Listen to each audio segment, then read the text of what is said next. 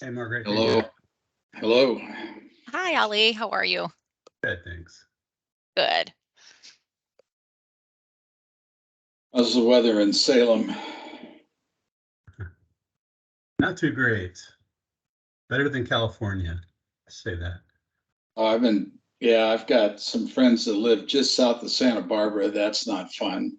Yeah. They have some roads that are closed there because of landslides. And got another friend in Sacramento, and she said trees are coming down there. That's awful. And it makes me glad to some degree that even though they're not my trees necessarily, I'm surrounded by green space trees, and I have arborists come in and clear out dead wood every other year. It's worth it for my peace of mind. Yeah, good idea. JJ, good afternoon. Hello. So do we have a new member from PEB joining us today? We do not yet. I think we're working on identifying a third member of the PEB board to join, but not ready at this point in time. I do see it looks like Sean is on. I don't see Kimberly yet. We did just adjourn a PEB board meeting just a little while ago, so she may still be on her way. And then I know Tom had sent a message that he would not be able to make today's meeting. He's out of town. Yeah. He's filling in for Rick Steves somewhere in the world. Tough work. I think he's in the southeast, just off the coast. So who's this guy with short hair and no beard?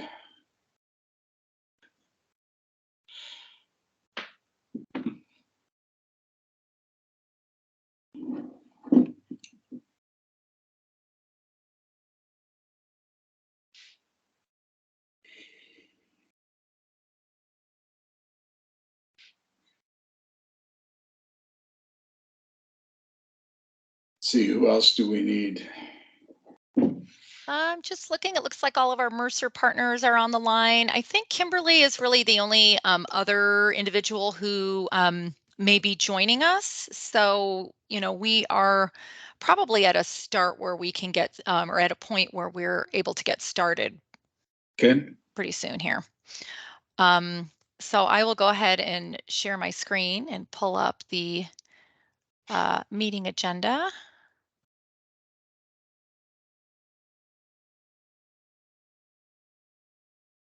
All right.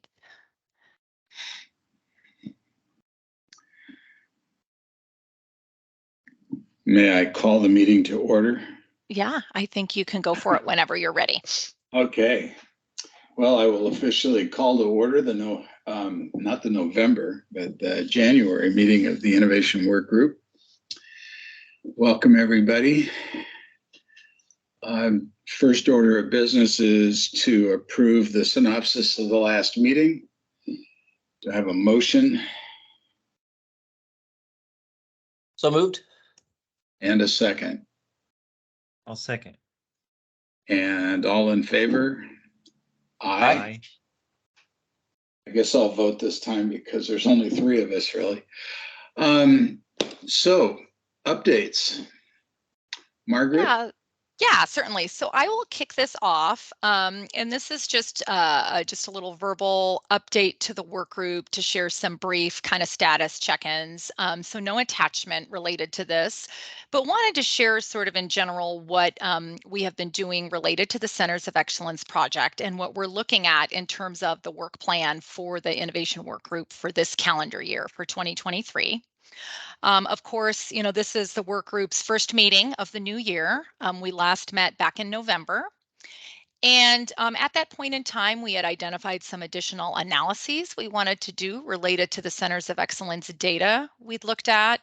That included capturing an additional year of data from APAC and looking at the quality measures related to data from that year, which would be calendar year 2021 utilization. So that effort is underway to obtain that data. There will be some work required in bringing the data into the fold and analyzing it and processing, creating those quality measures and looking at that. So that's going to be a several month undertaking.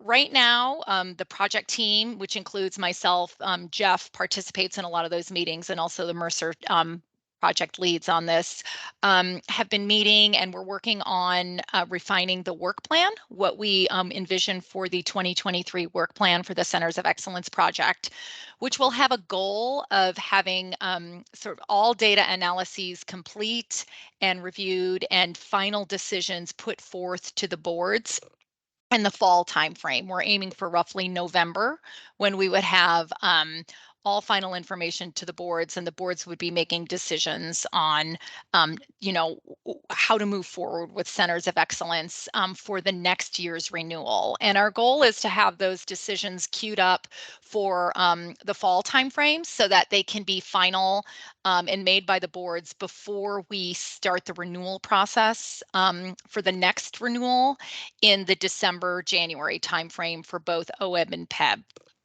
So this coming year, 2023, we're sketching out the work plan and kind of identifying the key milestones and timing for those. But you can expect that the Innovation Work Group is going to be spending much of the work group's time and effort during this calendar year on sort of the further work to refine and finalize the Centers of Excellence program design. And Jeff, I'll stop there and just see, was there anything else by way of update you wanted to chime in with related to the COE project and how we're moving forward with that? Did you mention a date that we can expect to get the new data request? Yeah, so the new data request is in process. I don't have a firm date for when we will have data in hand. We will be at the next work group meeting, which is February 21st. So next month's meeting, we will be reviewing the full project plan for 2023, and we should have a much more concrete sense of some of those dates and timeframes at that point in time. So, just a few more weeks until the February meeting on our end to really flesh that out and get more specific. So does anybody on staff have sufficient weight to ensure that we have data by then? Looking at one in Staff's here particular. for you, Jeff. Yeah. What's that? Staff is here for you. Okay. Yeah. So we are working on it. I mean, we do, again, in terms of requesting data from APAC, we are working with the APAC team, following their sort of protocols and, processes for how they review data requests and process those. And so working with them, and certainly Ali, as our director, is engaged to kind of help make sure that, the process moves along. Absolutely. Okay, thank you. You're welcome. Do we have Glenn on the line yet? Oh. I guess we can come back to Glenn later then. Oh, no, he's online. Oh, wait, it does look like Glenn is here. Yeah, I think just on mute. Oh, I'm here. Sorry, Jeff. I just want to say I'm trying to smile today, even though the legislature is in session. But as you know, yeah, they came into session today. This is their long session, so this will go through June. Most of the work's going to be done really up till the first week in April, when bills have to get out of policy committees, unless they get into certain committees. But so far, we have actually, in the past week, there's been about 2,000 bills that have been introduced, and that's just the pre-session. The leg team at HPA has been going through the bills, determining which divisions are affected, and assigning what we call initial priorities. And this is basically saying, is this bill priority 1, which means, hey, this is a bill that's going to require that we create a new program. It's going to change our policies really significantly, things along those lines. Priority 2 would be bills that could have a financial impact on us, but are not really going to require that we create a new program or, a significant change in our policies. Priority 3 would be, yeah, it could have a financial, but it's really no cost to us, or it's just really minimal. And then priority 4 is ones we're watching basically for the relating clause. In the Oregon legislature, if you have a bill that says relating to health insurance, then that means down the line, the legislators can strip out what the current content is, or even add content that was not related, was not in the original bill, but could be related to us. So we need to monitor those. We currently have, for PEB and OEB, we have 3 bills that are priority 1. The biggest one being the Dexter Global Budget Pilot bill, which basically requires PEB and OEB and interested employers to do global budget pilots. It would be run out of HPA and PEB and OEB, and would require significant staffing processes, basically a whole new program, and could have really significant disruption for our members. It'll be done in a specific region, but it would have really some pretty big disruption. For number 2, we've got about 20 bills. The greatest majority of them actually are ones that are trying to restrict PBMs in their ability, in their dealings with local pharmacies. In the past, we've seen these bills, and they actually will increase our rates because our health insurers do use PBMs. We've got some other, what I call the golden oldies. They want to make pay parity between naturopath physicians and just medical physicians, and the IVF. I'm sorry, the IVF bill is back. This came in last session, and would require that all insurers cover IVF as well as all infertility benefits at the same level that you cover pregnancy. So it did have a really big premium impact on us last time. 3s, we got to get, again, about 20. They could end up being 2s. We just haven't had a chance to get them to Mercer to find out, hey, does this have an impact? And then we've got about 74 priority 4s. So unfortunately, we've just identified the bills, and we're going to start working on the analysis. This is really twofold. It's both a bill analysis, which is looking at the program impacts, system impacts, and then a financial analysis. I could try and speak on some of these bills, but again, we haven't had a chance to do a real detailed review of them. And Glenn, if I could just add, and Jeff, that Rep. Dexter's global budget bill, I know she's reached out to at least a couple board members, I think Jeff being one. They've indicated that they're planning on reaching out to all PEB and OEB board members, and to talk about this piece of legislation. And so I would anticipate that coming if you haven't heard from them yet. Okay. Any questions of Glenn?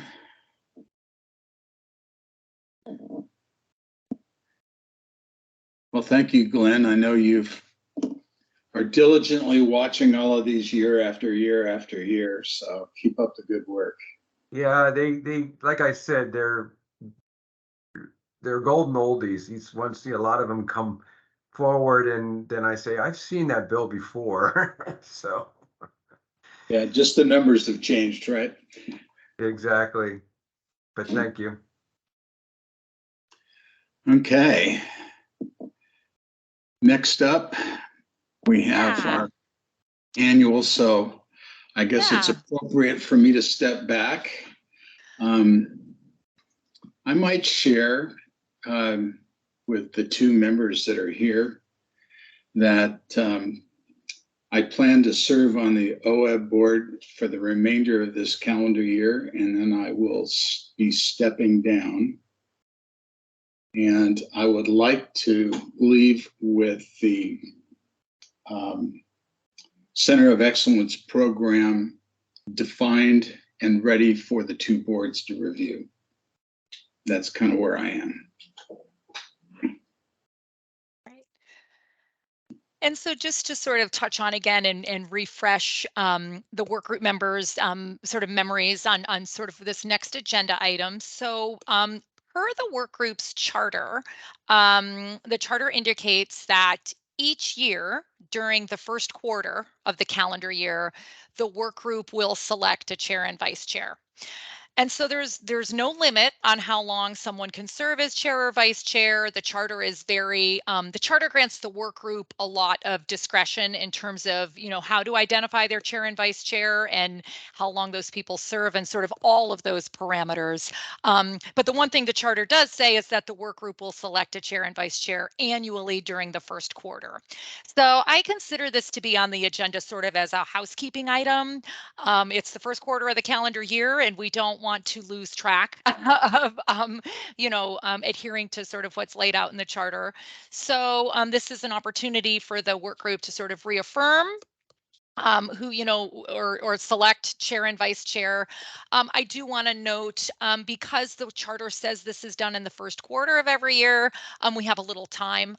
So, noting that, I guess I will leave it maybe to Jeff to give some thoughts or work group to decide. This is something you could go ahead and do as based on consensus during this meeting, or could defer until the February meeting. Completely within your purview to decide on how you'd like to approach it. Are we Well, going to most have the other PEB member at next month's meeting in all likelihood? Ali, what are your thoughts? I mean, I know we are working to identify another PEB member to participate in the work group. I would like to think that by February we'll have someone identified that could hopefully then attend the February meeting.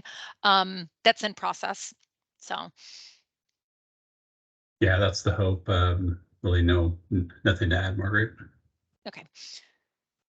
So sorry to not be able to say definitively so, but that is our aim, is to have another member identified and participating for next month's meeting. Well, Oh, it's a Tom would definite be maybe. back, and so we would potentially have more members attending the next meeting. Do we want to? I'm fine with postponing this. And it's absolutely fine to carry over to the February agenda if that's sort of the general consensus here. That's certainly fine. So Sean, JJ, what do you think? I'm okay either way. I don't know that. I mean, we have us three who are pretty consistent here. Tom's pretty consistently here when he's not in other countries. But I'd like to have a little more representation from PEB when we make that decision. I guess it'd be helpful on their side. Yeah, I don't have a really strong opinion, but that makes sense. Like one way or the other. Let's just plan on doing it next month. Okay. When, fingers crossed, we might have slightly more representation, just for procedure. Mm-hmm. Yeah. All right. That works fine. So we'll have that back on the agenda for February. Good, decision made. Next up, I think we have a report. Yes. Yeah. So, Emery. Yes, thank you. Thank you, Chair. So we're here to present information that we got from the plans as part of the performance guarantees. It's level of payment. So this is essentially a percentage of Medicare for the allowed charges for the plans. We are looking at by category. So we move on. So we'll provide a little background. We'll have some, I guess, initial high-level observations, insights. There's a few other breakouts, and then we'll talk about some key takeaways overall on this presentation.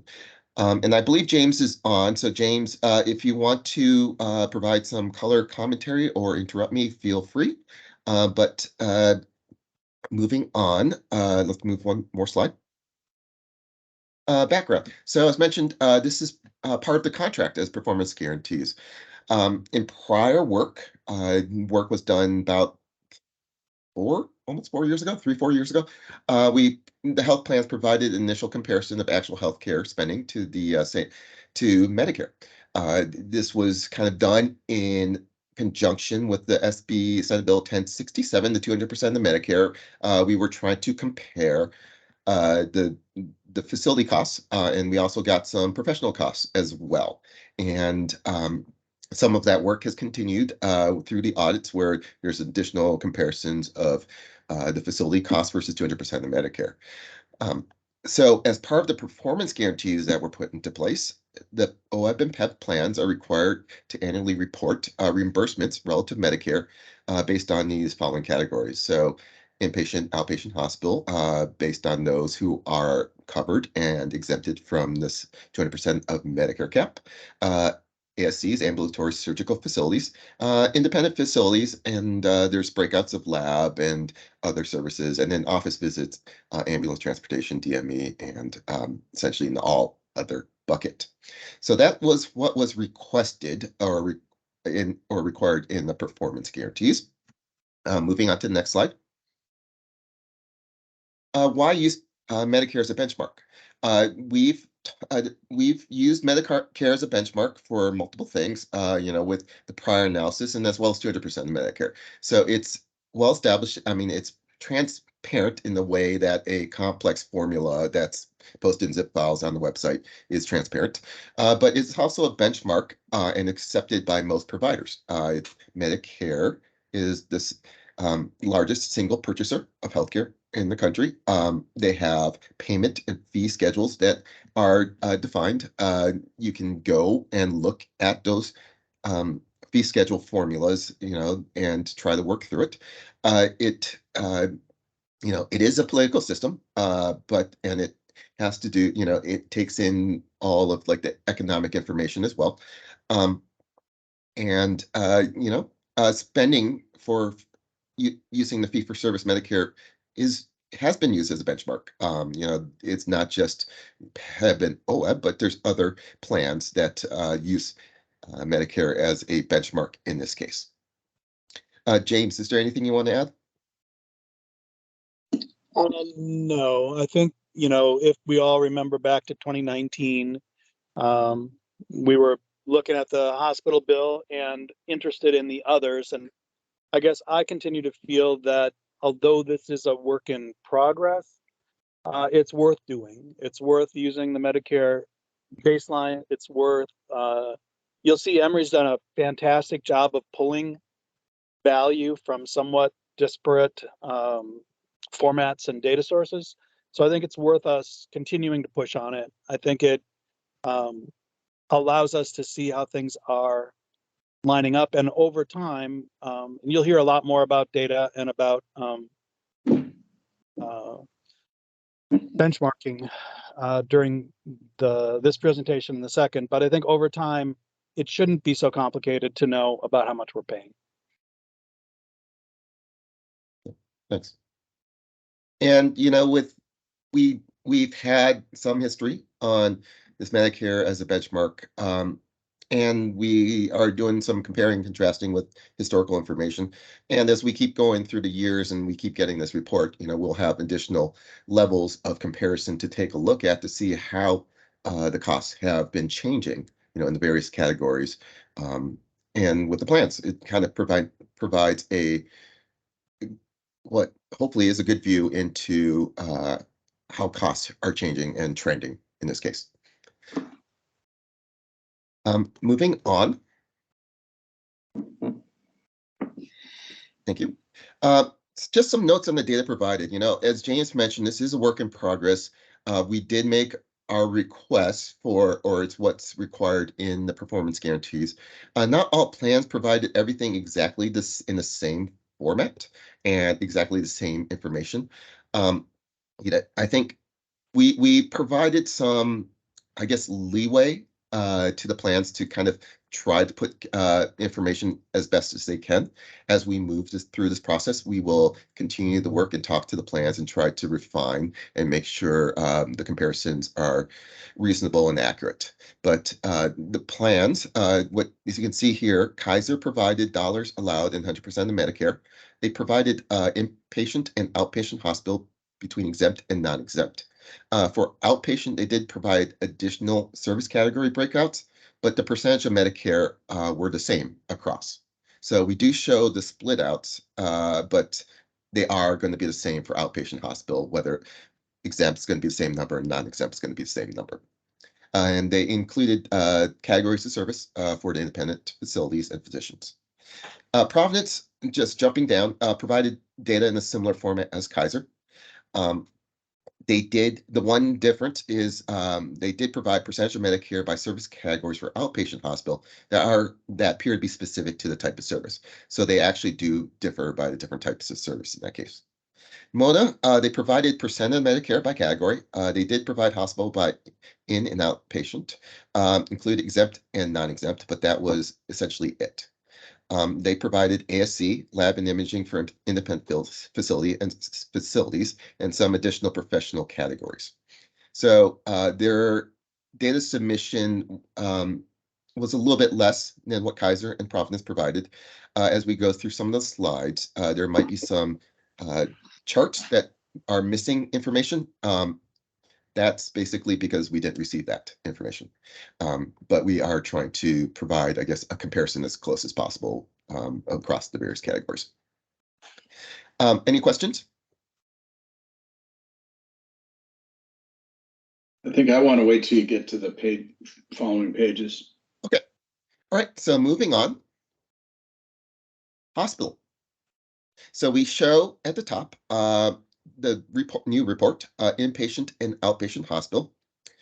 I think we try to keep the color coding pretty consistent across the board and the order pretty consistent across the board. So as we look through these charts, you have Kaiser on the left in blue. OWEB is the solid line. PEB would be the slanty pattern. So for MODA, they're in pink. So MODA OWEB is solid, and then PEB has the pattern. And then so for Providence, you can see they're in green, but since they have PEB only, it's in the pattern. So what we show on the chart in the top, the inpatient hospitals on the left, the far left is those facilities subject to Senate Bill 1067. The numbers are, as you might expect, they're below 200%. So across the board, it's below 200%, although Providence is a bit higher than Kaiser and MODA. Between OWEB and PEB for Kaiser and MODA, they're pretty close. There are a little bit differences. It's below 200%. I think, maternity is one of the big drivers. It's a big cost. Typically, with the clarifications, it's being paid below 200% of Medicare. And so the savings or the lower payment levels for maternity is influencing the numbers you see there. For the exempt hospitals, there's a bit of a difference here. So when we take a look at MODA, OWEB, MODA, PEB, and Providence, they reported that they're below 200%, and in some cases, actually in all cases, below those subject to the 200%. For Kaiser, their reimbursement levels are above the 200% level. And I'll move on to the outpatient hospital. So outpatient hospital, for those subject to the Senate Bill 1067, they are below 200%, but they're closer to the 200% level. So as you can see, MODA's essentially right at it. Providence is a little bit, and Kaiser's a little bit below. And then when we take a look at exempt facilities, it's a bit of a different story than the inpatient. The outpatient services are all above 200%. Moda is about 250, Providence is 290, and Kaiser's in the upper 300s. So let me Yes. interrupt you, Go ahead. Emery. So Kaiser's exempt costs. Mhm. Do you have any sense of how many hospitals are represented into that and what percentage of the overall inpatient dollars those represent? Yeah, we have the dollars. Let me look it up in the file. I don't know the number of hospitals that are represented by that. They could be some out of state. I think there's sometimes you end up with like work done in California. There's probably some Kaiser representatives who can maybe answer that a little bit better than I can. But let me look up that. Yeah.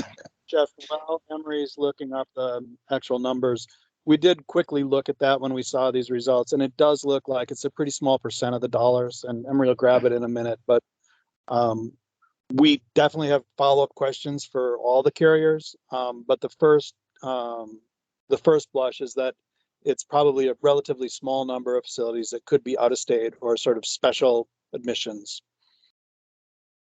Yeah, of course, my recollection is now 10 years old, but I remember in one particular case, it was a pretty low volume contracted hospital, and they didn't have particularly good contracted rates, but Kaiser didn't have enough volume to really demand lower rates. So that's why I suspect it looks horrible, but may not be in the overall cost basis. Yeah, so in terms of the allowed, it's in the ballpark of like 15% of the non-exempt. Okay, claims. that's more than I thought. Yeah, it's not like, yeah, there's some dollars there. It's not like Yeah. super large, but there are some dollars. Well, thank you.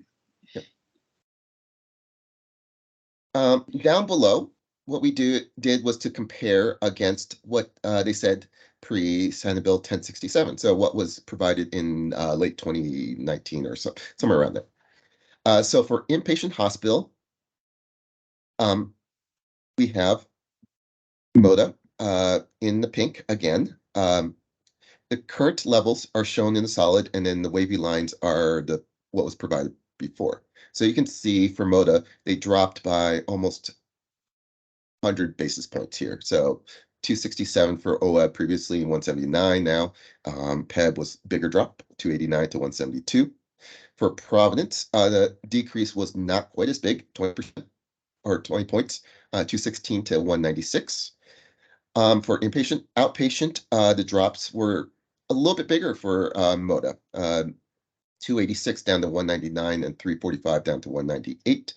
And Providence actually kind of stayed flat in this case.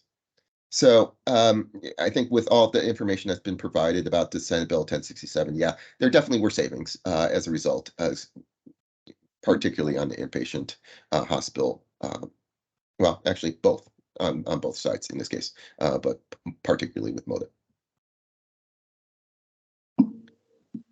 Any questions, comments? Okay, moving on to the next slide. Taking a look at some professional services. So this is comparing the three plans again across different types of services. There's one missing for surgery. We got some late information from MODA, so I'll fill it in as we go through it.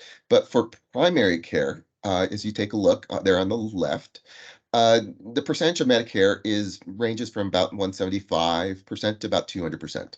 So a little bit close to the 200% level, not too much variation actually across the plans. When we take a look at specialists, and the specialists might be slightly different in terms of the bucketing, Kaiser specialists are being reimbursed at about 120, 130% of Medicare. MODA and Providence are higher, closer to 185, 190. So there is a bit of a difference there. Surgery, above the 200% of Medicare level, 250 for Kaiser.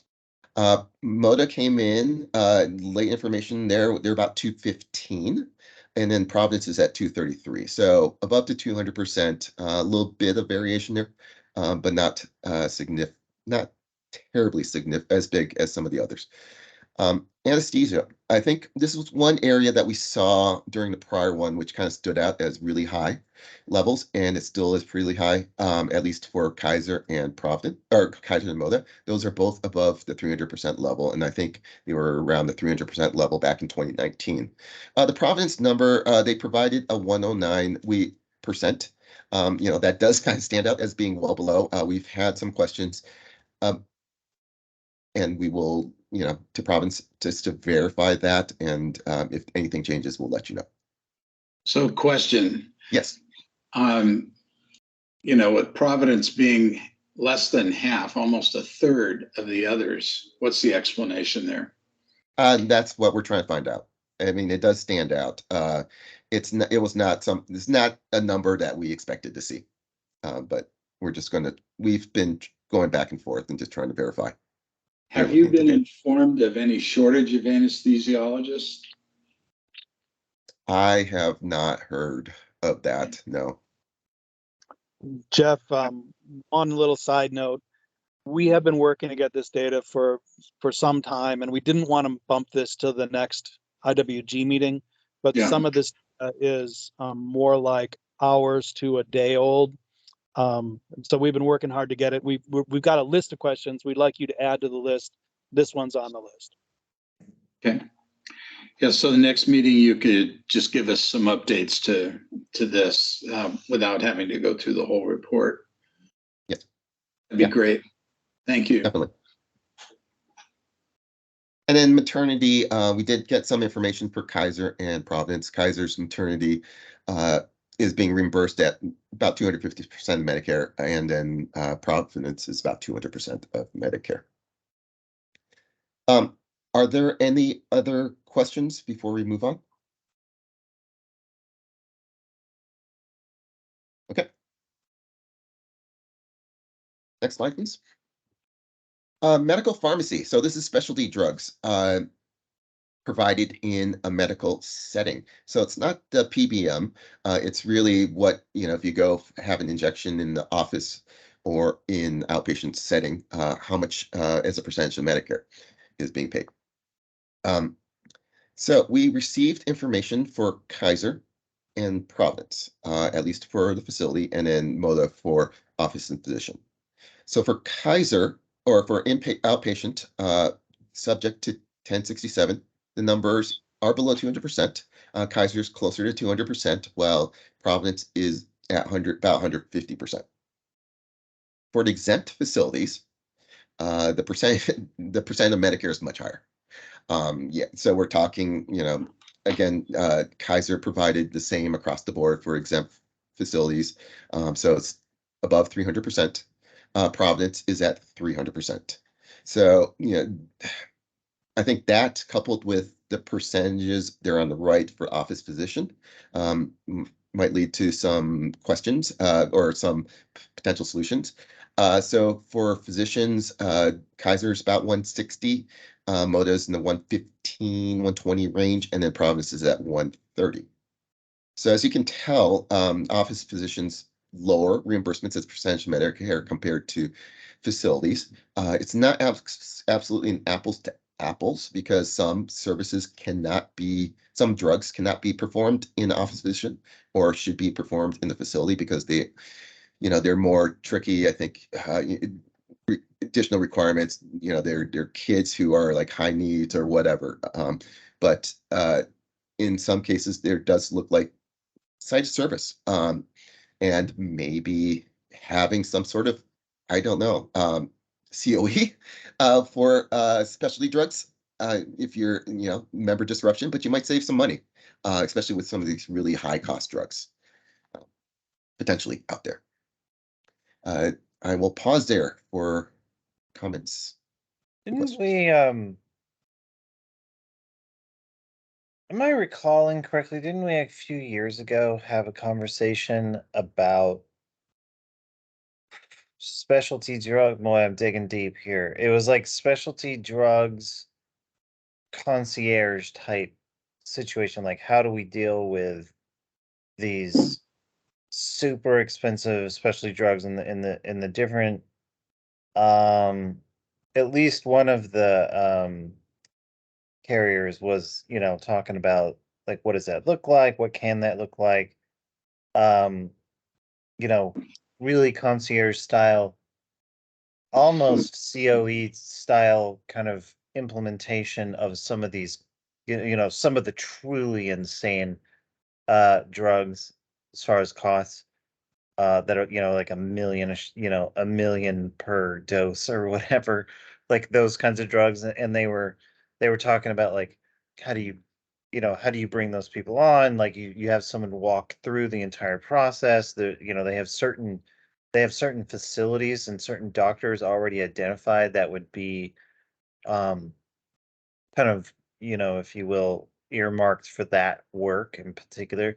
Am I making that up? Like that feels like a conversation we had at least at the PEB board.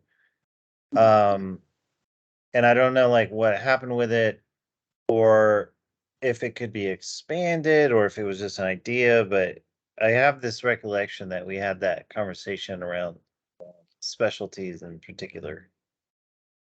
Yeah, Sean, just to chime in, this is Margaret. The board has looked at through the carriers some, site of service related programs for pharmaceuticals, and so I think a potential follow up could be to look at how those programs are performing and whether there's potential opportunities to expand.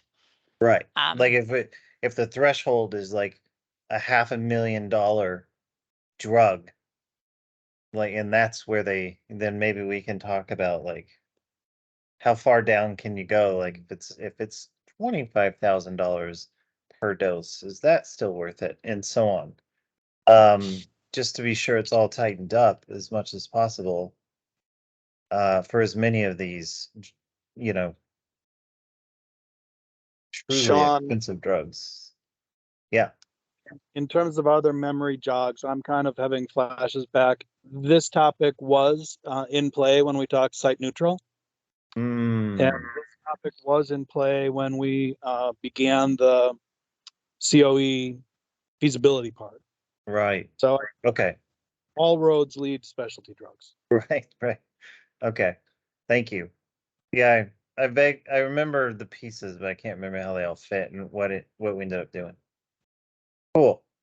So we have a comment because Sean, I kind of vaguely recall that as well. Yeah, so Moda presented about setting up COEs for specific orphan drugs used to treat rare diseases. You have one in place, but no utilizers. So I mean, there are, yeah. So did you want to make a comment? No, it's good. It's like coming back, um, you know, memory jog. Anyway, maybe it's worth revisiting again.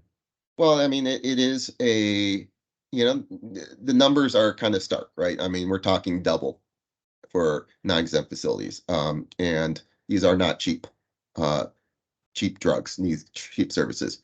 There are definitely ways, site of service, requiring the drugs to be provided by a specialty vendor, which, be cheaper. And then maybe the hospitals would get a handling injection fee, which would be much lower. So there's definitely programs that we can have the plans talk about to try to impact this difference, this disparity. Moving on to the next slide. So everyone's favorite laboratory and radiology. So outpatient hospital are the columns on the left. Once again, Kaiser and Kaiser and Providence provided data. And Kaiser again is the similar for the hospital. So it's below 200% for outpatient subject to 1067. With the Providence, they're actually above 200%. And then let me just double check that number. I want to make sure that's right real quick. Yeah. Yeah. So no, it's not. It didn't come through. This might be an older version of the document that came through. Yeah. So actually, correction. We got late information, and I guess it didn't get into the chart. I'm not sure. So actually, Providence for subject to the cap. It's actually 179 for lab and pathology and 116 for radiology. So I'm not sure what went on there. So that's fine. So it's actually, they're below 200%. So for outpatient hospital, the Kaiser number is the same. For Providence, that 226 is actually 258, and the radiology 236 was actually 270. So a bit higher for the exempt facilities compared to the non-exempt, or there's actually quite a bit difference for radiology. For the independent facilities and office physician, you can see the numbers there. They're all below 200%, and they are, at least for Kaiser, they are below the facility, a little bit below. For MODA, lab is at about 127, 128 for independent facilities, 150 to 160 for office physician. And then for Providence, similar levels, but kind of flipped, 169 for independent facilities, and then 137 for office and physician services. So it's not huge percentages differences, but there might be some site of service savings achieved depending on where you go in that case. For radiology and imaging, for the independent facilities and office and physician, Kaiser did not have any independent facility data reported. MODA was at 227 for radiology, and then Providence was higher at 262. For the office physician, Kaiser reported about 300% of Medicare, and then MODA was a little bit higher, and then the independent facilities about 240, and then Providence is a little bit lower, so it's 222. So radiology in terms of pricing, it is a bit higher, and then 200% Medicare. Lab, as you might expect, a little bit more of a commodity pricing. It's close, it's about the 150 level, or lower in some cases. A little bit better pricing as a percentage of Medicare.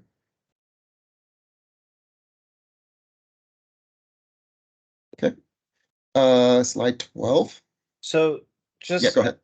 Just as far as like what to do with this information for radiology, I mean, from my understanding, the point potentially is that there could be room to, like, if the law were to be expanded to include office visits, facility, there's like room to save funds there as well, because they're well beyond the Medicare threshold at this point. There is definitely, it looks like there is the potential. Physician costs, the physician portion of the cost is exempted from the current bill. So physicians aren't subject to the 200%. So some in the cases, where someone's reading the radiology, their reimbursement levels wouldn't be subject to that. But there might be some savings with, MRIs and some of the other services. Yes, potentially.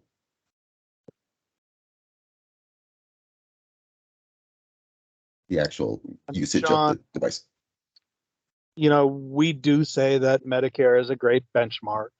And when we were talking about the lodestar ideas, we thought we would start with some fixed percentages of Medicare. And we thought that we would start with ones that accepted the market dynamics to some degree, but that over time, it might be that if Medicare, which does a pretty good job of setting payments, if that's a good benchmark, it might be that you would try to find areas of variation and reduce the variation over time.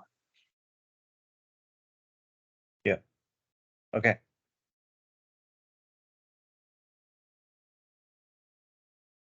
And there, I think, price transparency tools, I think radiology, X-rays, MRIs, and some other services there.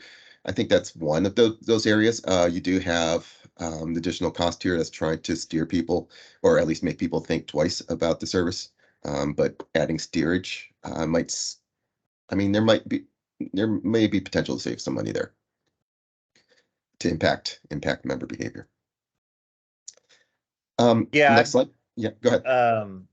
As always, I'm not against that discussion for sure, but as always, when I think about steerage, I think about like what does the patient know? What the radiologist gets paid? Do you know what I mean? It's the system that needs to be steered, not not the patient per se. Um, it's like whenever I go to my primary care or whoever, like I don't get a bill ahead of time and be like, which one of these do you want? Because one of them costs more. Um, like it's like the system knows that, but the individual doesn't. So it's like putting the burden on the person. And so it's like, how do we design something where you steer the system? Like if you as as a network, if you steer people towards the more expensive, then the network pays more, or gets paid less somewhere else, and it like steers the referral system rather than the person. I want to join in with Sean on this point. I think the medical system is so complicated to the patient and they're so intimidated by the whole system that oftentimes, especially in critical treatment, the patient is not well equipped to be making steerage decisions. And secondly, it's in my experience, the front desk of a lot of doctors' offices is the source of misinformation and misguidance. And because they like to blame the insurance company or somebody else. So I stand with Sean, fix the system, not the patient. It is a priority. So a couple things. One, I think, site neutral. One of the questions I think has been brought up in the past or it's been mentioned, these radiology services have been purchased by physicians, physician offices, and then you just charge more. Just go down the hall and use it, and you get charged more compared to if you go to a different facility. So how you steer people, that's a good question. I think we can talk about advocacy and other things, or if you're not necessarily trusting the system to do that, at least for the current, I don't know, reference-based pricing, even the COE for like radiology. If you have like one radiology center in Portland, if you're going to need some MRI at some point, and you have a COE for that service, I mean, I don't know, you might be able to save money that way. Yeah, I'm open to that discussion. I think what we've learned from our current COE experience is that it's one heck of a journey to get it set up. Yeah. And so I think, if there's other kind of things that are about that can just be done in contracting, reference-based pricing, or I mean, the amount of work we put into the COE is darn near equivalent to the amount of work that goes into making a new law. So they're very different things, but as far as like the amount of human effort, so there's even that of just being like, look, for all the services related to blank, blank, blank, and blank, you all have to be 200% of Medicare. Like, might just be a simpler method than trying to like whack-a-mole the thing, in contracts one at a time. So anyway, but I'm not against the conversation around COEs or whatever, but I'm just kind of looking for other tools, reference-based pricing or something else that might get us there faster, by changing expectations around referrals and payments and whatever. So I'm just thinking out loud. I'll be quiet, but anyway, it's a worthy conversation to have more, but clearly there's these areas that you're revealing that I mean, Medicare, people will argue, but like Medicare is designed to pay a decent pay. You know what I mean? Like they're not trying to be like, to make doctors, live in poverty, right? So they're, and we're talking 200% beyond that, like 200% beyond what Medicare thinks is reasonable. And we're far beyond even that. We're like 300%. So like wherever there are those places, like I just don't accept that 200% beyond Medicare is poverty wage. I just don't. I accept it. Like that is a very generous payment in general. So it just feels like there's areas here where we should explore how do you get these payments within some kind of range of Medicare. Anyway, I'll stop. I think legislative expansion is the answer, to be honest. I mean, just every city will say this, but I know locally, if I need to get an MRI, if I get it at my local hospital, it's going to cost double what it'll be if I go to an imaging center. And it's the same damn machine, the same damn service, but one of them costs double because they can. That's it. So they will not change their prices unless you force them to. And most of our members don't realize that I don't have to pay what the hospital pays. I can go somewhere else. They just don't know. And so steerage is tough because when I need an image because I've got a broken leg, they just go, oh, I do? Oh, okay. They don't even know to ask, is there a better, cheaper, better place? So forcing their hand through legislation, I think, is the only way because they're just charging more because they can. Yeah. And as Jeff's point, that's not a great time to talk to a patient about like price lists, when they have a broken leg or they just found out they have breast cancer or whatever. It's like, no, they have a lot to deal with right then. That's not we're not going to solve all of this on those people right then, And Anyway. the other facilities clearly make money. They're profitable, charging less. So it's not like the other hospitals things can't be profitable. They're just choosing to pad their bottom line, in my opinion, with overpricing. When it's 388%, I'm like, come on, you're just overcharging because you can.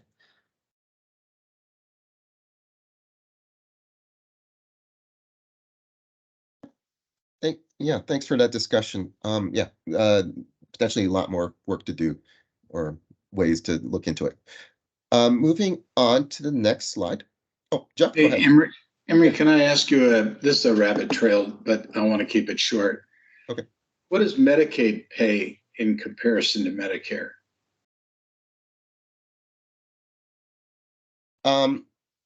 James, you'd be well suited to answer this question. I wouldn't say it's generally less. I don't have the exact percentage, but I have a number, but I'm probably going to state it wrong. Do you have a rough guide? I don't have a recently refreshed number, but I would throw out 80%. And I think it varies, and I think I would want to update that. I think that would be an interesting little piece of research to refresh. But the old cost shifting analyses that show Medicaid less than Medicare and commercial way above Medicare, if you blend all that to one, I feel like there was, and I think there are some areas where Medicaid pays Medicare or better. So I think you have to be careful with the analysis, but generally less. Yeah, I'm actually recalling some stuff. So I think Oregon, for the DRG hospitals pays 85%, or that's the target. I think some of the CCOs get to essentially have their own contracts. So 85% of Medicare. There's certainly an element of the great and powerful Oz pulling levers behind the curtain here, moving costs around. And that's for the DRG hospitals. I think for non-DRG, it's pretty much at cost, but then you get some of those other additional payments as well, which kind of supplements their fees. Okay, thank you. Okay, moving on. Behavioral health. So Kaiser did report independent facilities behavioral health. So these probably be, kind of like outpatient, inpatient facility kind of services, not necessarily office visits. That's about 200%, a little bit above 200% Medicare. For office and physician, kind of interesting. Kaiser's about 125, Moda's about 95, below 100% Medicare, and then Providence is just above 100%, 110%.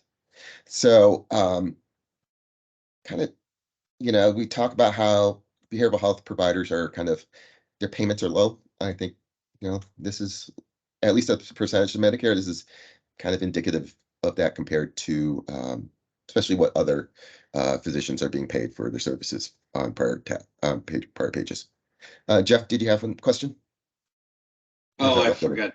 That's why I don't put this up very often. I forget. Bingo. Thank you. Yeah. Well, so I don't know. I thought this was kind of a slide that was kind of stark in terms of how behavioral health is being reimbursed. Yeah, I mean, I think we've talked about this, and this is the one case where I think we have some indication that there is actually underpayment as a discipline, which is why that's part of the lack of access.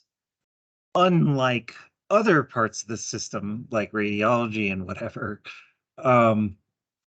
this is the one place where I could see increasing the payments, because we might, as a total system across the nation, undervaluing, underpaying behavioral health services, which is leading to a general under availability. So yeah, that's interesting to see it in stark contrast of just like the data, like here it is. So we've talked about this, not to resolve now, but just going forward, we've talked about needing some strategies to absorb the costs of deliberately increasing the reimbursements of behavioral health. As we do that, in order to increase our in order to increase access and the stability of the system. How do we maintain our 3.4% while purposely trying to bolster up this system? It's just something to think about. Well, you kind of want to believe that being on the cheap on lower priced outpatient services from a whack-a-mole standpoint is driving costs in higher cost settings. So there ought to be some kind of, if there was a way to actually calculate it, I'm curious to see whether the net result would be savings.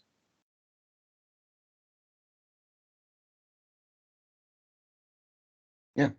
You can solve that quickly, right, Emery? You can. Well, we can. It's just no one will necessarily accept our solution, right? I mean, we can just provide an edict. Yeah.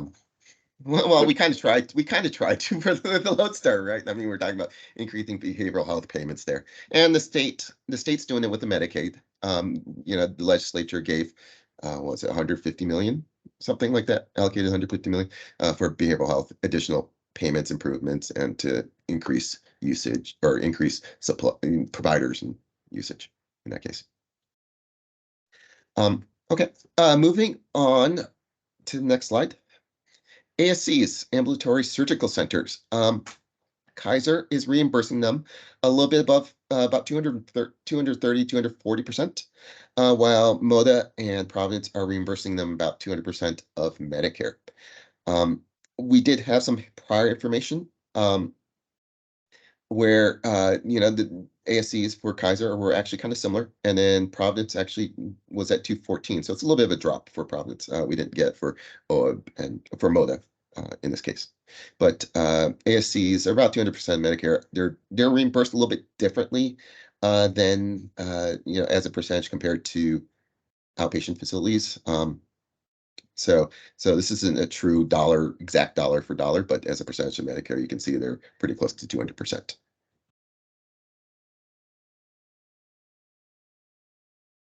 Okay, moving on. Some additional breakouts, if that information was enough.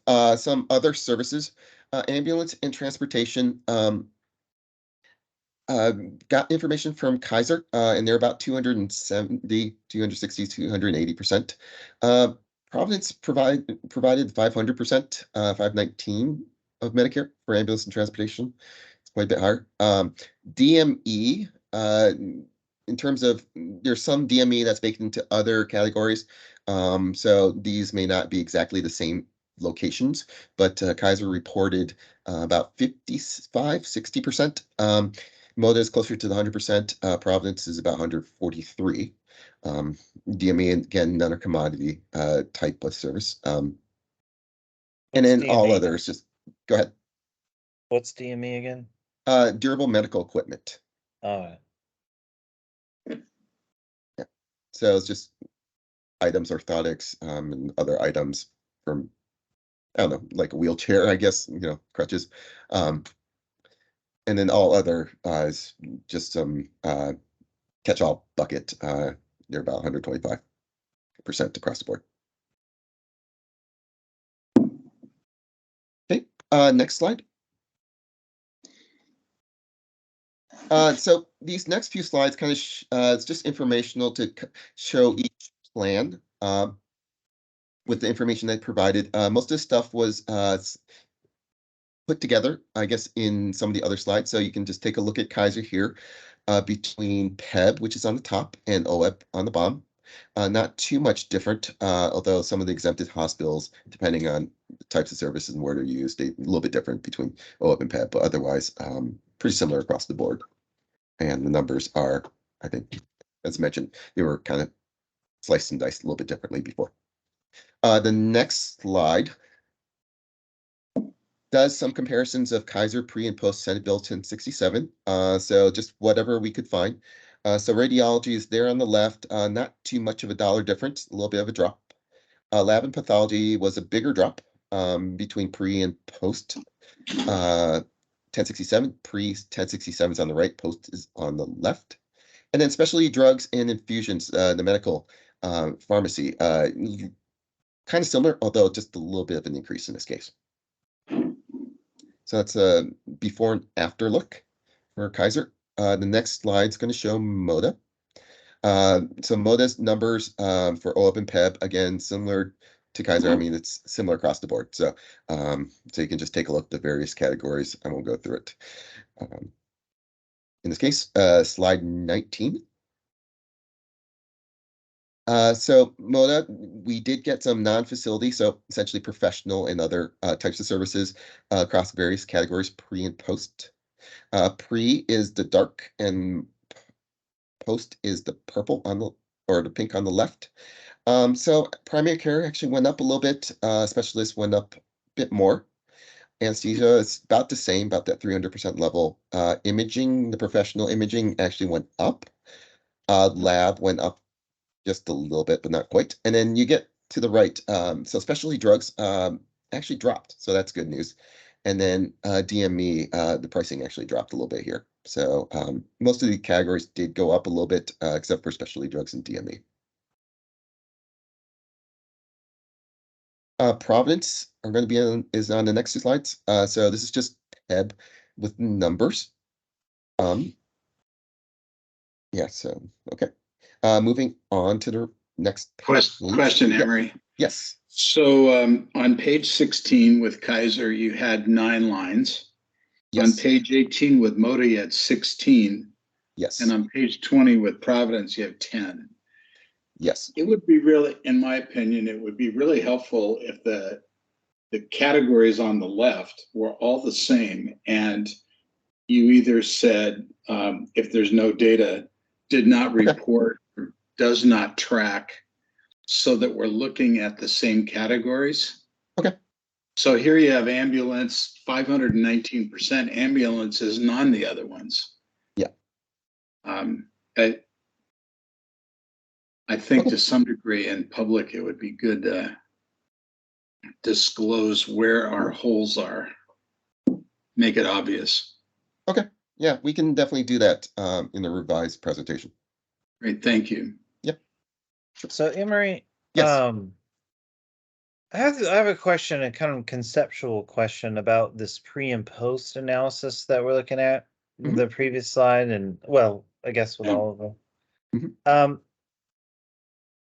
Mhm. Is it reasonable to think that they're related? The going up in some categories is related to the going down in others? Or is that more of just kind of a, trends that are happening? And again, let me be really specific with my question here. So what I don't know about the exact details of the industry is that you have a hospital facilitator, like a CEO, and the CEO, board of directors, whatever the organizational structure is, and they have a budget. See, and they're like, this is the budget, and then they have a projection of like, here's how much we think we're going to try to make next year. Sometimes they promise these budget projections as a CEO to various stakeholders who, whatever. And so the question is, like on this chart, for example, like what does the hospital actually own? In other words, if radiology goes up, is that in the hospital's bottom line? So what they're doing is they're shifting a cost that they lost in one category to another, or is it like, no, that's a totally different organization. Like that CEO isn't benefiting from the increased costs of this thing because that's a different organization. It's just coincident, it just happens that they're all in the same chart. Does that make, do you understand my question? Like what I'm asking? Yeah, yeah. I think a lot the trends are what can be shown. Let's just go back to one slide for Moda, and I'm just using Moda as an example in this case. Right. So, so the specialty drugs and infusions, I think I'd probably say this is indicative of a trend that there's more of a focus on it, right? I think people are trying to site of care services, it's just maybe some drugs are coming off of patent and stuff. I think there definitely is a pattern. This is what's happening in healthcare. And it's an area that I think you'd want to be able to see where it's like, okay, it's a drug. I mean, you have a wholesale price. You might get reimbursement for administering it, but why are you paying more for it? And you want to bring it closer to what the wholesale price is. The site of care and all the things are trying to achieve that. I think it's a trend. We're trying to compare pre and post, or in this case, this year, next year plus one, to take a look and see where the trends are, to see, like how much imaging in this case, it's going up. Why? It's like, okay, let's take a look and see why. Is this just reimbursements? If it's just unit cost end over end, is it contracting, that kind of thing? Let's, that's an issue, right? If they're just keep getting more and more and more. It's like for behavioral health, let's take a look if it hopefully increases, right? I mean, I think that's the goal, like over time, more reimbursements, make it more valued. I don't know, market forces, your question about the hospitals and contracting, I think that's more for the plans to answer. Kaiser maybe, I mean, because they're integrated and they kind of have their pricing system. that might be a little bit more indicative there for price. But there's so many different facilities going on that's being baked into this data. I don't think we can necessarily just say that, but overall, you know, you can see as a percentage of Medicare, stuff is going up a little bit. Emery, James? I agree with that. I would say that there might be a little bit of single like budget balancing, but mostly I think we're seeing market dynamics here. That's helpful. Thank you. Okay. Let's move up 2 slides, actually. Thank you. So this is Providence pre and post. So there on the primary care, a little bit of a drop. Specialists did see a bit more of a drop in this case. Maternities a little bit higher. Behavioral health, their percentage of Medicare actually dropped. And then lab and pathology, the cost went up in this case. Radiology, yeah, that there's a big jump there. I think, you know, the radiology, we'll have a question about that. And then the specialty drugs, all settings. So that did include, you know, the Senate Bill 1067 subject hospitals. There's a big decrease here. So this is good news for PEB in terms of the pricing for specialty drugs. And then DME, a little bit of a drop, but pretty similar to where it was before. So I think part of this is indicative. It's like a lot of market forces or what's happening, you know, the legislative forces, I guess, in some cases. Okay, moving on. So key takeaways. I think these were some of the things that we've noted. You may have your own takeaways from this, but Senate Bill 1067, that definitely mattered. It did reduce following implementation and clarifying rules. Behavioral health, I think we've talked about that quite a bit, especially drugs. Situs care savings, lower professional there. Specialties, some specialties are, I don't know if it's valued more, but they're priced higher, you know, as a percentage of Medicare. They're reimbursed more in that case, you know, and I guess everyone can have their own comments about whether that's about that. And then some commodities, DME lab, close to 100, below 100% Medicare.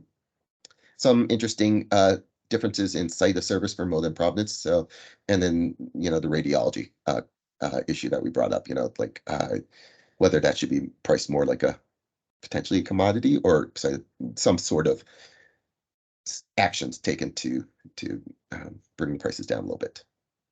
So those were some of our key takeaways. I don't know if any of you have comments that you want to say on your key takeaways or questions, final questions.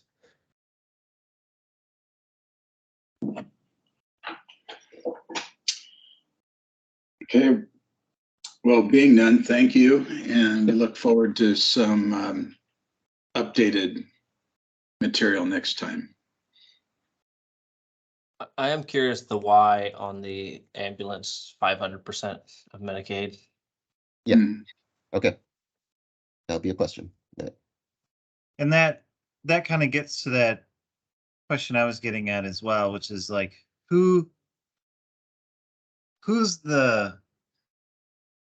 where's the profit center? Like, who's actually in control of those prices? I guess is what I'm trying to say. Like, are they attached? You know, is the contract with a hospital that has the transportation facilities, or is it a different company that they're contracting with? You know what I mean? Like, there's so much industry consolidation. Sometimes it's hard to tell who's making money off of whom, you know? Yeah, we'll definitely have a question into that. I think ambulance, the one thing here living in Central Oregon, I get inundated for ads for insurance for life flight. It's like, okay, I'm not sure I'm planning on getting in an accident or getting illness. I need to be life flighted, but you know, that could be part of it. We'll take a look at it. You know, I know air ambulances can be very, very pricey, and maybe Medicare doesn't pay quite as well as they want to be reimbursed. But we'll ask and take a look into it.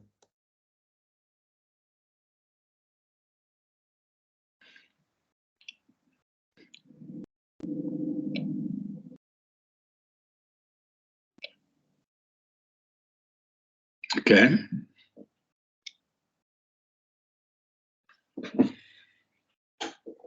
So I believe next up on the agenda, we have a 10-minute break scheduled. Okay. So it is 2:50 now, if we want to go ahead and take that and regroup at 3 o'clock. Sounds good. Thank you. Great.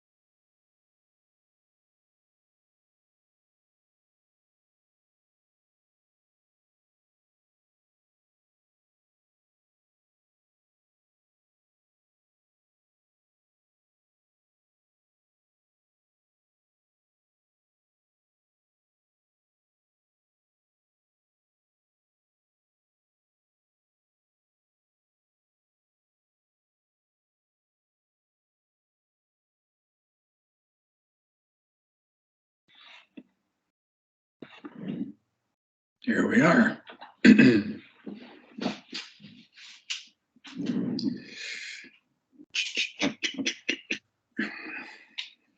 All right, and our next item on the agenda is we have another update from Mercer related to transparency data review and reporting. So Emery, I don't know if that's you again or if that's someone else on the Mercer team that was going to kick that off. Yeah, that's actually Kirsten. Okay, great. Kirsten. Hi guys, I'm going to staff video if you don't mind. Otherwise, you're just going to see me in my car. But it's nice to see all of you again. So price transparency reporting, we've been working maybe for the last 6 months or so on this effort on behalf of OEB and PEB, and definitely wanted to circle back with the group and give an update on what we have learned so far, which is a lot and a little at the same time. So next slide, please. And next one. So just to set the stage, this was all kicked off by the Transparency in Coverage final rule back in October 2020. And the goal of this legislation was noble, and it was to help consumers shop among plans and providers, as well as giving the broader public information on patterns in healthcare costs and generate opportunities for innovation. And the vision was, well, hey, if all of the carriers report all of their pricing data, then we can have transparency into what's actually being paid for services across the country, across different payers. And this, of course, I think has been, a burning question really for people involved in healthcare and health insurance now for a long time.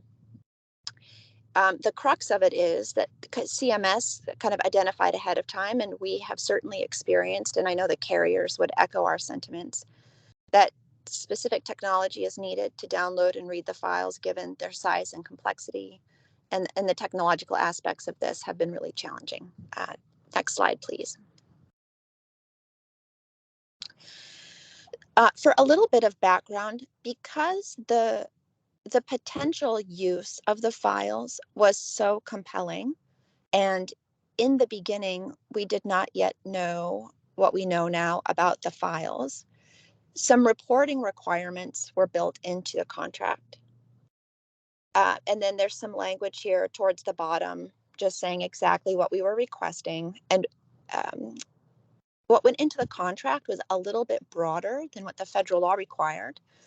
We asked the carriers to report on their pricing data for OEB and PEB, but we also asked them to append utilization data. And we thought that that was going to be an important aspect of the project because we, when we measure price change from year over year, we tend to get a fixed basket of services. And so we thought, okay, well, if the carriers provide this year's prices, last year's prices, and a fixed basket of services, we could calculate the change in price year over year. And then on an ongoing basis, we'll get a new pricing file from them and be able to repeat this exercise going forward. Next slide, please.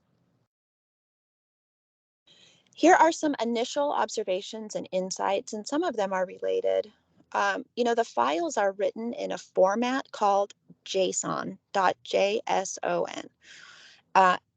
It's a machine readable file type, which is really not in the purview so much of a typical healthcare data analyst or an actuary. It's a really specialized programming niche. So that was technical challenge. Number one is you actually can't even just open up the file and look at it because the structure of a JSON file is like infinitely nested. So it's basically one big giant long row really with everything in it in this kind of nested format. So that's challenge number one. The files were overly complex, and even though the whole project was called price transparency, the files themselves are not transparent at all. Value-based purchasing and capitation is not included in the claims reporting. And also, due to the massive size of the files, it just added a layer of complexity in terms of how do we share files that are so big? Where do we save them on the drive? What tools do we have available to even analyze them? And then lastly, and we'll talk about this more on the next slide, the service and price data is not comparable from carrier to carrier because each carrier had to make a really comprehensive set of business rules to decide what to report. And there was no standard format for that business rules set. So each carrier, each payer made their own decision about which business rules to apply. And I'll give you some specific examples. The result was that they could come up with a file to submit, but each carrier submitted something different. So they're not apples to apples, and to a degree that we can't really quantify at this point. Next slide. Here are some examples of MRF limitations. So it might be helpful to just say, within one of these pricing files, there's really a service. We could take the service 99201. That's a new patient evaluation and management office code. So that's somebody new with a simple problem going to the doctor, and a physician reports it. So what the requirement really at its most basic level said, okay, carrier, for every service and every provider who does that service, show the price. Well, there are some business decisions that went into that, because providers can perform services in different locations, and services can be a different type. For example, they could be virtual or in person. Also, the provider could have a different specialty, and also the provider could have a different level of credentialing. And all of those factors influence the price of that service being performed by the provider, but none of those factors are in the files. Another example has to do with hospital stays and the discretion used in converting a total hospital stay cost, which could be a bundled DRG payment, a bundled payment of a different type. It could be that carrier's own methodology. But what was required of the file was to report the per diem rate. So is that the total, is that an average DRG divided by an average number of stay, an average length of stay? Is that the first day of the cost of the first day of the service, knowing that some payers, Kaiser specifically, charge an inpatient stay based on this decreasing scale, where day one is assumed to be the most intensive, and so it has the highest cost, and every day after is lower cost. So Kaiser chose to report the day one fee as the per diem rate in an effort to not mislead consumers into thinking that the fee would be lower than it was. Pharmacy data was previously excluded, but was added in December 2022. Rose, next slide, please. So I think overall our main message is that the intent of the law is understandable, and the result, if we had all of the data required to do the things envisioned by the law, would be tremendously helpful. The MRF data itself is not a good data source for the reasons that we mentioned, that there are more than just the examples of the limitations that we listed. But the MRF data isn't going to arrive at the answers to those questions in its current form. CMS would have to publish the spec requirements again, making mandatory some of the fields that they had listed as optional, which included all those things I mentioned: credentialing level, place of service, specialty level. Those things would have to be mandatory so that we could say, we could be able to compare from carrier to carrier, apples to apples, and we'd know even for one particular carrier, what we were looking at. For now, we think that the current work should focus on the data that we have available in the databases, which is robust claims and enrollment data and encounter data in Kaiser's perspective, and do as much of the analysis that we can with that data, and then watch and monitor for changes and regulations around the transparency data and the MRF files. So at this point, just because a tremendous amount of effort goes into producing these files on the part of the carrier, given what we know now about their limited purpose for analysis, we're thinking it makes sense to take them out of the contract at this point. And of course, we can be watchful and monitor and put them back in if the data becomes more useful. But for now, we can just stick with the data we have in the database. Kirsten, it's James. I was just going to pop in and do a quick trip down memory lane on the transparency reporting requirements, because Emery's whole presentation really was the first of 3 chunks of the transparency report, or 4 chunks. So we did all these problems that Kirsten's describing are what we tried to short circuit with the percent of Medicare stuff that Emory provided. So the level of payment we tried to get ahead of with percent of Medicare. And I think, you know, again, work in progress, but down the road. We are down the road. Then the machine readable files we were going to use for increase in contractual payments, because where Emory can say you went from 200% of Medicare to 205% of Medicare, you know, it's not a precise how much did your contracts increase and how much did Medicare increase. You could back into an estimate. So we were going to hopefully use these machine readables to see how much did the contracts really change for the same service, same whatever. And that's been somewhat difficult to impossible with the files we've got. The second part of the machine readables was going to be the payment variation. It's both a site neutral kind of payment variation and a within site. Do all doctors get the same rate, or do some doctors get more or less, and what's the percent variation? So we wanted level of payment, best apples and apples, percent of Medicare. We wanted cost increases and variation to come from these machine readables. And I just wanted to say that out loud real quick to distinguish between level increase and variability, and to say that the 2 we're talking about now, increase and variability, we think we can do a fine job with the existing data warehouses.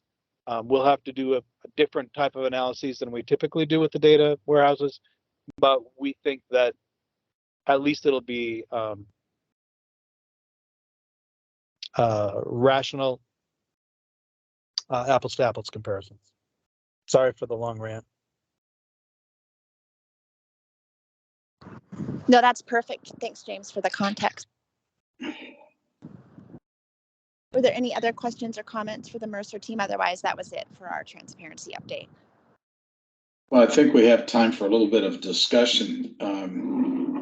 If I'm hearing you correctly, this just seems like a source to further slow us down in being able to come to conclusions and act in a timely fashion. Yeah, I certainly agree with you about that. The technical aspect of working with this data is extremely tedious and cumbersome. And so what do we gain beyond what we're getting out of the all sources, APAC? Right, that's right. That's the conclusion we landed on as well, which is nothing. So I guess we throw it back to staff, do we? Well, maybe to staff, but should we be entertaining a modification to our contracts? Yeah, and Kirsten, thank you so much for that description. I think that's a really helpful overview and succinct summary of the past roughly, almost 6 months or so of work your team has been doing evaluating these data sources. And just a couple thoughts there. I think I wanted to note, if you go back in time when we developed this contractual reporting requirement, part of the reason we really leaned on the federal reporting regulations was in part to try to minimize burden on carriers in terms of reporting requirements and trying to leverage already required reporting to the benefit of PEB and OEB. And so it's a little disappointing that these files have yet to prove fruitful in that regard, although I think, we'll certainly continue to watch looking forward.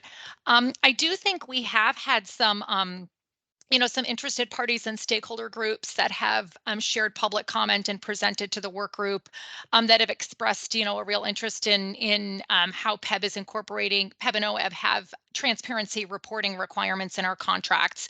So I think in terms of looking ahead to the next contract and making updates to the reporting, we'll just want to be really thoughtful about some of the comment and recommendations we've received from some of our stakeholder groups, and ensuring that that we're mindful of those recommendations when we look at how we structure, updates to transparency reporting moving forward. I think there's, it's very logical that if these files are just presenting these sorts of challenges that aren't making them usable at this point, that it's not time well spent to be continuing to try to fit the the square peg in the round hole for now.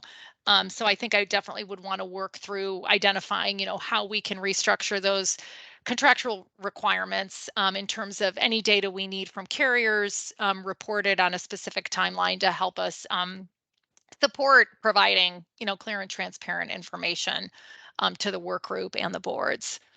So I think we definitely have room to think about what that would look like for the next round of contracting. Yeah, this is Sean, and Margaret. I'm just gonna say some things to agree with you, essentially, or like rephrase what you're saying, because it feels like it's the same. But one, just a general comment that's not super helpful, which is I continue to be amazed with the way that we pay for health care. So, like, what other industry? It's like I don't really know what we got, and I don't know how we got to a price, but somehow we're paying, and like, it's amazing. But that's not our unique problem. That's just like nationwide. That's just how it works. So I think that price transparency continues to be a really important area to continue on. That being said,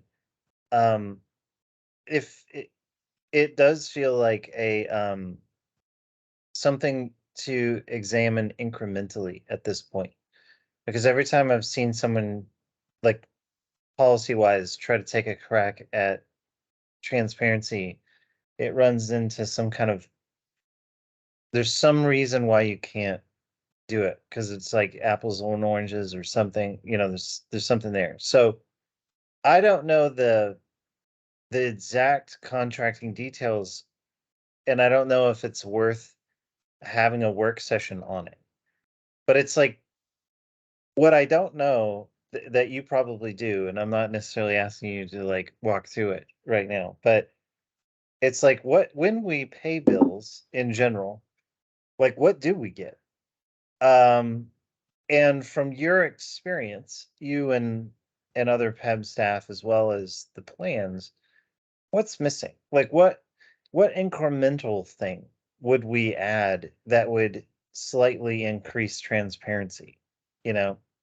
Are there areas that we could kind of nudge, as opposed to trying to fundamentally alter the whole system, which sometimes, as you know, I'm game for that.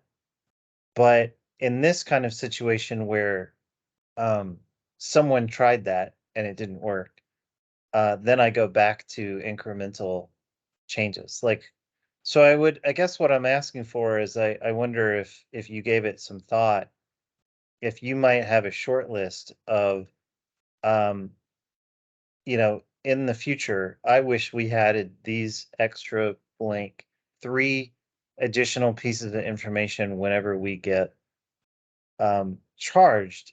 And I wonder if we could just talk that through, and like, is it reasonable to ask for some really specific additional piece of information that, from our experience, would be helpful in piecing together some of the analyses that Emory just went through? And I bet you already have some ideas, because of the, I mean, PEB staff collectively, as well as the plants, the carriers. So anyway, I guess I'm just inviting that conversation maybe in the future of like, what might incremental changes be that would bring a bit more transparency rather than trying to like hit a home run with one swing kind of thing.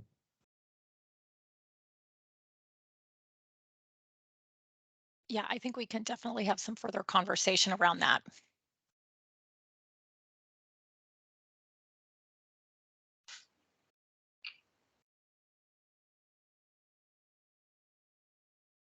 Okay. Anything else for the good of the order?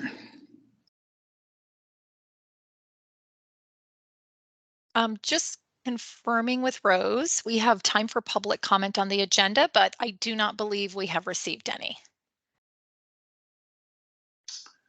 Okay. Last call for comments, and